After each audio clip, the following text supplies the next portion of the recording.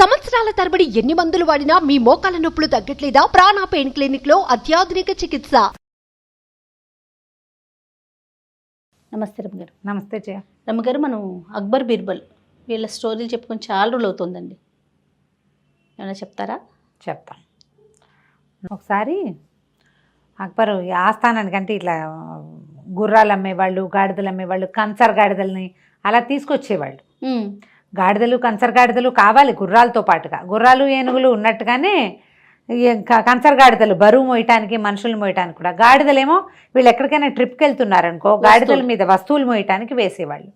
అయితే ఒక మంచి బలంగా పుష్టిగా ఉన్న ఒక గాడిదని చూశారు.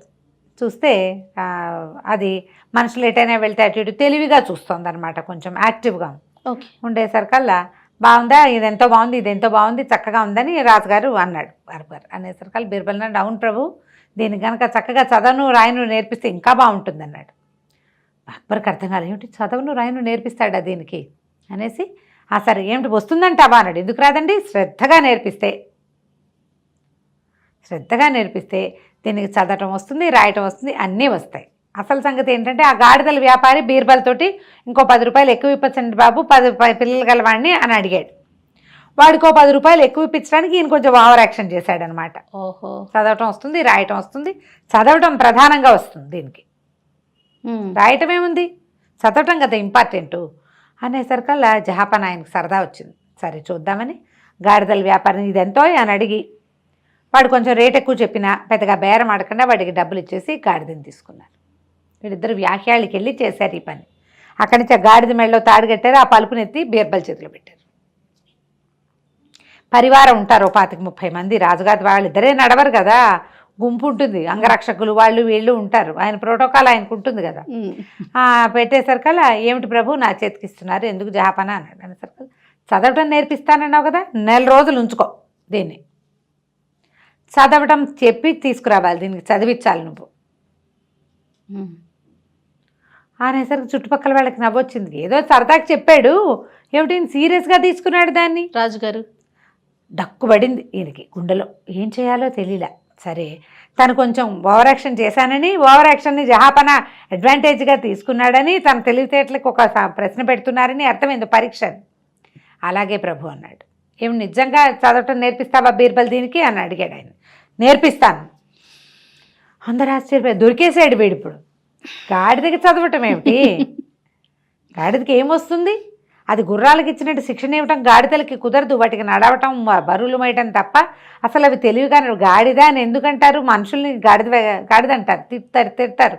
తెలివితేటలు ఉండవు దానికి, తెలివి చాలా తక్కువ ఉంటుంది దానికి, కొన్ని విషయాలు తెలుస్తాయి. గుర్రాలు లాంటి శిక్షణ గాడిదలకు ఇవ్వలేకపోతారు. ఓకే, అంత తెలివిగలవి కాదనమాట, అవి తెలివి తక్కువవి బేసిక్గా. అయ్యేసరికల్లా సరే ఒప్పుకున్నాడు. గాడిదకి అయ్యే ఖర్చు కూడా నేనే ఇస్తానన్నాడు జహాపన. అది కూడా బాగానే, గాడిదని తీసుకుపోయాడు. ఎలా ఉంది గాడిద అని వారానికి ఒకసారి ఆయన అడిగేవాడు, బాగుందని వారు. నెల అయ్యింది. ఏమిటి బీర్బల్, గాడిదకి చదవను రాయను ఏమైనా నేర్పించావా అంటే, చదవటం నేర్పించాను ప్రభు అన్నాడు. ఏది చూపించన్నాడు జహాపన. సభికులంతా ఆశ్చర్యపోతున్నారు, దొరికాడు, గాడిదకి చదవటం ఏమిటి అనేసరికల్లా ఆ గాడిదని తీసుకొచ్చి సభలోకి తీసుకొచ్చాడు. ఏం చదువుతోంది మీ గాడిద అన్నాడు. దానికి రోజువారీ ఓ పుస్తకం చదవటం నేర్పించాను జహాపన, పుస్తకం చదువుతుంది అనేసరికల్లా సభికులంతా ఆశ్చర్యపోతారు. ఊరి బీర్బల్ వీడు చాలా తెలియగలవాడని మనకు తెలుసు, ఇంత కాలాంతకుడు అని తెలియదు మనకి. సరే చూస్తున్నారు. బీర్బల్ ఒక పెద్ద పుస్తకం పుచ్చుకొచ్చాడు. పుస్తకాన్ని గాడిద ముందు పెట్టారు. గాడిద ఒకసారి బీర్బల్ కేసు చూసి తలకాయ దించి 4 పేజీ తిప్పింది, 2వ పేజీ తిప్పింది, 3వ పేజీ తిప్పింది, 4వ పేజీ తిప్పింది. తలకాయ ఎత్తి మాట్లాడడం మొదలుపెట్టింది, అంటే అరవడం మొదలుపెట్టింది. పేజీలు తిప్పి అరుస్తోంది, చదువుతోంది అది అని ప్రజలంతా ఆశ్చర్యపోయారు. రాజుగారు ఆశ్చర్యపోయాడు, చదివేస్తున్నట్టే కదా, పేజీ తిప్పి బయటికి చెప్తోంది, అందులో ఏముందో చెప్పమన్నాడు, చెప్తోంది, అది గాడిద భాషలో చెప్తోందా మరి అంతే. అయ్యేసరికల్లా రాజుగారు అడిగాడు, అక్బర్ అడిగాడు, బాగుంది, ఎంత బాగా నేర్పించావు బీర్బల్, చదువుతోంది ఇది, ఇంతకీ ఏమంటోంది గాడిద అన్నాడు. దానికి మనం గాడిద భాష నేర్చుకోవాలి ప్రభు, అది మనకి ఇంకా రాదన్నాడు. పోనీలే. అనేసరికి రాజు అన్నాడు, బాగానే ఉంది, గాడిద భాష ఎవరికైనా వచ్చేమో కనుక్కుందాం, అది వేరే కదా, అసలు దీనికి ఇది ఎలా వచ్చింది, నిజం చెప్పు బీర్బల్ అన్నాడు. ప్రభు ఏకాంతంలో చెప్తానన్నాడు. పోనీలే. ఏకాంతంగా వెళ్ళారు, గాడిదని తోలుకుపోయారు. రాజుగారు ఆశ్చర్యంతోటి ఎలా చేశామంటే, ఏముంది ప్రభు, నేనేదో మాట వరుసకు అన్నాను, ఆ గాడిదల వాడికి ఇంకో 10 రూపాయలు ఎక్కువ ఇప్పిద్దామని మీరు దాన్ని నిజంగా తీసుకున్నారు, మరి అప్పుడు నేను కాదంటే మాట తిరిగిపోయినట్టు అవుతుంది. మీరు నలుగురిలో ఉన్నప్పుడు రాజుగారికి ఒక విచిత్రమైన ధోరణి ఉంటుంది, తన మాట కాదంటే ఆయన నచ్చదు. మరి ఇందాక అలా ఎందుకన్నావు, పోట్లాడతాడు, అందుకని నేను తగ్గిపోయాను. సరే గాడిదని మరి మీరు నేర్పించమన్నారు, ఏదో ఒకటి చెయ్యాలి, అందుకని దానికి ఒక ఉపాయం ప్రకారం నేర్పించాను ప్రభు అన్నాడు. ఏమిటి బీర్బల్ ఉపాయం, ఏం చేసావంటే, 2 రోజులు దానికి ఏం పెట్టలేదండి, పెట్టలేదు, మరి 3వ రోజున దాన్ని నకనకలాడిపోతుంది, కట్టేస్తుంది, దాని దారిని అది గడ్డి మేసేందుకు అవకాశం లేదు. ఈ పెద్ద పుస్తకాన్ని దాని ముందు పెట్టి మొదటి పేజీలో గడ్డి పెట్టా, పుస్తకాన్ని కదిపింది, దానికి లోపల గడ్డి ఉందని తెలిసింది, పేజీ తీయటం తెలుసుకుంది, అది మూత పెట్టి తోసింది, గడ్డి తినేసింది. 2వ రోజు 2వ పేజీలో పెట్టా, 3వ రోజు 3వ పేజీలో పెట్టా, పేజీలు తిప్పి గడ్డి తింటం తెలుసుకుంది అది. అలా ప్రాక్టీస్ చేయించాడు ఈయన. అలా ప్రాక్టీస్ చేయించాము.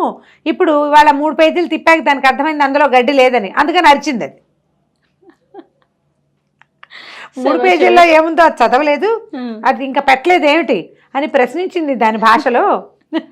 అంతే చేశానండి అన్నాడు. రాజుగారు ఆశ్చర్యపోయి, పర్వాలేదు ఇది కూడా తెలివే, బీర్బల్ నీకు కత్తికి 2 వైపులా పదనేనయ్యా అన్నాడు. బాగుంది. తెలివి గల కథలు కదా. నిజానికి అక్బర్ బీర్బల్ కథలు పెద్ద పెద్ద ఉండవు, కొంచెం చిన్న చిన్న కథలు ఉంటాయి. ముల్లా నసిరుద్దీన్ కథలు, ఈ అక్బర్ బీర్బల్ కథలు ఇవన్నీ చిన్నవిగానే ఉంటాయి. ఇంత చిన్న కథ కదా, ఇంకో కథ చెప్తాం. ఓసారి ఆస్థానంలో ఏదో ఇట్లా మాట్లాడుకుంటే బీర్బల్ వేసిన జోక్కి అక్బర్కి చాలా నవ్వొచ్చింది. అన్నాడు, నీ కడుపు నిండా పెట్టాలన్నదోయ్ నాకు అన్నాడు.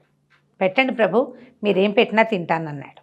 అనేసరికల్లా ఈయనకి చక్మని ఒక ఐడియా వచ్చింది. బీర్బల్ శాకాహారి, అతను వెజిటేరియన్. అయితే ఈయన ఏమన్నాడు, ఏం పెట్టినా తింటావా అని అడిగాడు అక్బర్. తింటానండి అన్నాడు. నువ్వు ఆలోచించుకుని చెప్పాలి, నేను పెట్టింది తినకపోతే కుదరదు అన్నాడు. మీరు పెట్టింది ఎలాగైనా తింటాను. ఆయన స్ట్రైక్ అయింది, రాజుగారు ఏదో పెడుతున్నాడు పెట్టకని నాకని. మీరు పెట్టింది ఎలాగైనా తింటాను ప్రభు అన్నాడు. నీకు నచ్చినా నచ్చకపోయినా, నువ్వు తినేదైనా కాకపోయినా, ఏదైనా సరే మీరు పెట్టింది ఎలాగైనా తింటాను ప్రభు అన్నాడు. అనగానే ఒరే పట్టుకురండి రా అన్నారు. అని ఒక కోడిని తెప్పించాడు, ఆ కోడిని చేతిలో పెట్టారు. దీన్ని తింటావా అని అడిగాడు. తింటాను ప్రభు అన్నాడు. అదేంటి బీర్బల్, నువ్వు శాకాహారివి కదా అన్నాడు అక్బర్.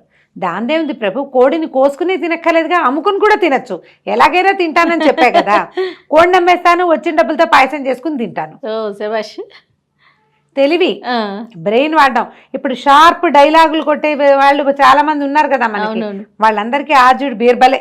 అంతే, మాట ఏదైనా సరే, నువ్వు ఎలాగైనా తినమన్నావు, కోసుకుని తినాలని, కోసుకుని వండుకుని తింటాం ఎందుకు, అమ్ముకుని తినచ్చు కదా, అమ్ముకునైనా తినేసేయచ్చు కదా. అక్బర్ మొత్తం ఆస్థానంలో ఉన్న వాళ్ళంతా, వీడు ఇలాగే రాజుగారి మనసు జయించేస్తాడు, ఇలాగే కదా, చూడు ఎంత బాగుందో, సింపుల్గా కదా. పిల్లలకి ఇలాంటి కథలు చెప్పండి. అది అక్బరా బీర్బలా వాళ్ళు ఎవరిదోనా అలాంటివి ఆలోచించకండి, బ్రెయిన్ షార్ప్ చేసేవి, బుర్ర వాడేవి. ఎలా తింటాడు శాకాహారి కోడిని అని అడగాలి పిల్లల్ని, వాళ్ళతో చెప్పించాలి. ఏం చెప్పుంటాడు బీర్బల్, అలా ఆలోచింపచేసే కథల్ని కొన్నిటిని ఇలాంటివి వింటూ ఉండండి, చక్కగా పిల్లలకి చెప్పండి. తప్పకుండా కథ కంచికి మనం ఇంటికి. రైట్. నమస్తే. నమస్తే జయ.